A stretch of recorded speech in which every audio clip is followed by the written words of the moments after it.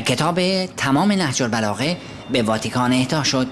این کتاب ارزشمند که در حال حاضر یکی از کاملترین نسخه های نهج البلاغه محسوب می شود، با حضور محققان حجت الاسلام سید صادق موسوی و همچنین حجت الاسلام محمد طاهر ربانی سفیر ایران در واتیکان به کاردینال روازی وزیر فرهنگ واتیکان اهدا شد.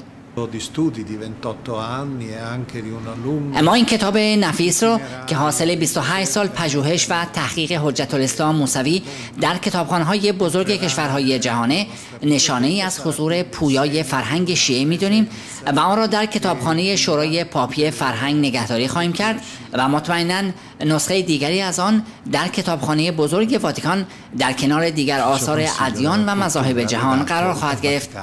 کتاب تمام نهج البلاغه شامل فصل‌های مختلفی مانند خطبه‌ها، توصیه‌ها، سفارش‌ها، نامه‌ها و وصیت‌های حضرت امیرالمومنین علی علیه السلام است. پیشتر نیز این کتاب ارزشمند به دبیرکل سازمان ملل متحد اهدا شده بود. حمید معصومی نژاد، صدا و سیما جمهوری اسلامی ایران، واتیکان.